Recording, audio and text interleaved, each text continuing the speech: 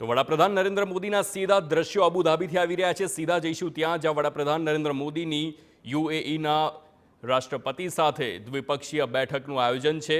હાલ વડાપ્રધાન નરેન્દ્ર મોદી જે અબુધાબી લેન્ડ થયા તેમનું ભવ્ય સ્વાગત પણ થયું, ગાર્ડ ઓફ ઓનર પણ તેમને આપવામાં આવ્યું અને હાલ જે સ્ટેડિયમમાં સૌ ભારતીયો ઉપસ્થિત હતા અને આ નરેન્દ્ર મોદીના સીધા દ્રશ્યો અબુધાબીથી છે। के उज्जवल भविष्य के लिए जो विजन है उसका एक उदाहरण मैं देख रहा हूं। यहाँ बीएपीएस का मंदिर बनना आपके सहयोग के बिना ये संभव ही नहीं था और मेरी पहली मुलाकात थी। मैंने सिंपली आपको रिक्वेस्ट की कि जरा आप देख लीजिए, बस जगह पर ऐसे उंगली रख दीजिए, आपको जगह मिल जाएगी। शायद इतना विश्वास, इतना प्यार अपने आप में एक बहुत ही अनोखे संबंधों की ये शक्ति को दर्शाता है। ब्रदर, मैं ये भी खुशी की बात है आज कि हम लोग बायलैटरल इन्वेस्टमेंट ट्रीटी करने जा रहे हैं। इसका भी एक लंबा प्रभाव होने वाला है और मैं मानता हूं खास करके G20 समूह के देश हैं, उनके लिए भी एक बहुत बड़ी खबर बनेगी है कि यूएई और भारत इस महत्वपूर्ण दिशा में आगे बढ़ रहे हैं। आईमेक में जिस प्रकार से आपका सहयोग मिला है, आपने आईमेक को आगे बढ़ाने की दिशा में जो काम किया है वो मैं मानता हूं पूरे इस क्षेत्र के लिए उसको जोड़ने का तो काम करेगा ही, लेकिन आर्थिक विकास के एक नए द्वार खोलेगा। हमारी आने वाली पीढ़ियां जरूर इस आईमेक को लेकर के सोचेगी कि ऐसे भी हमारे प्रेसिडेंट थे कि जिन्होंने दुनिया को दिशा दिखाई और इतना बड़ा महत्वपूर्ण कार्य आने वाली पीढ़ियों के लिए आपने किया है। आदरणीय आईनेस, मैं ब्रदर ये भी कहूंगा कि आज जो हमारे भारतीय समुदाय का जो एक पब्लिक इवेंट हो रहा है, ये बताया गया कि हजारों की तादाद में लोग आ रहे हैं। ये आपके सहयोग के बिना, आपके प्यार के बिना संभव नहीं है और इसके लिए भी मैं हृदय से आपका बहुत बहुत आभार व्यक्त करता हूं।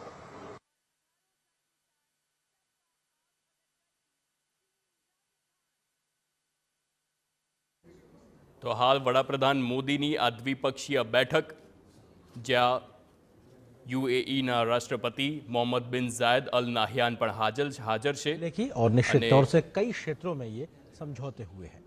जी हाँ, दोनों ही लीडरशिप ने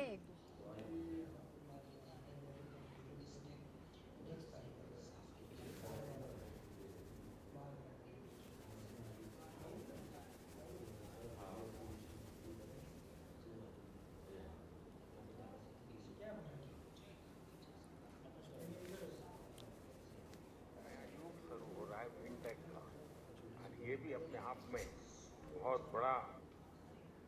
तो वडाप्रधान नरेंद्र मोदीनी आ बायलेटरल बैठक यूएईना राष्ट्रपति साथे તેમણે આ હિન્દુ મંદિર અંગે આભાર વ્યક્ત કર્યો। મહત્વની વાત છે કે જ્યારે હિન્દુ મંદિરની વાત હતી ત્યારે 27 એકરની જમીન આ મંદિર માટે દાન આપવામાં આવી છે।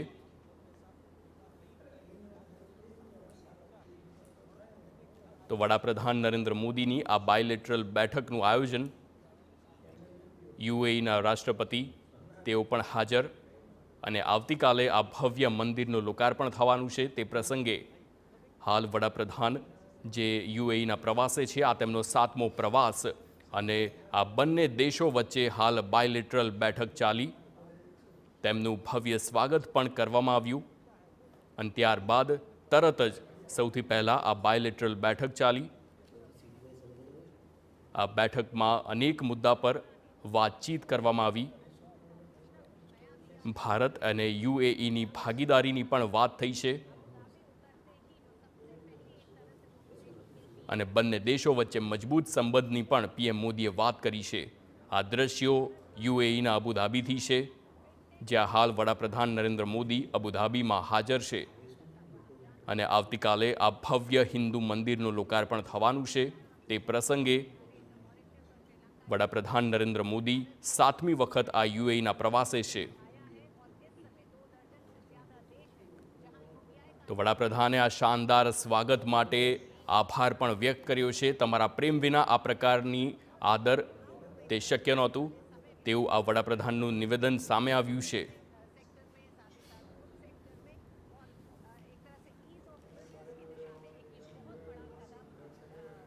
તો આ બે દ્રશ્યો જે સીધા યુએઈથી છે, જ્યાં પ્રથમ દ્રશ્યમાં બાયલેટરલ બેઠક તેની તસવીરો છે, તો બીજી બેઠકમાં જે સ્ટેડિયમના દ્રશ્યો છે ત્યાં મોટી સંખ્યામાં ભારતીયો હાલ એકઠા થયા છે.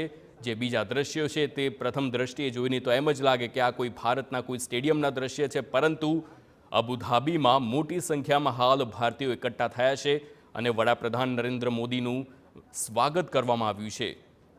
ગુજરાતીઓના ગરબા, નાસિક ઢોલના પણ તાલે સૌ કોઈ નાચતા જોવા મળ્યા. તો કથક પણ કરતા પણ અનેક લોકો તે જોવા મળ્યા હતા.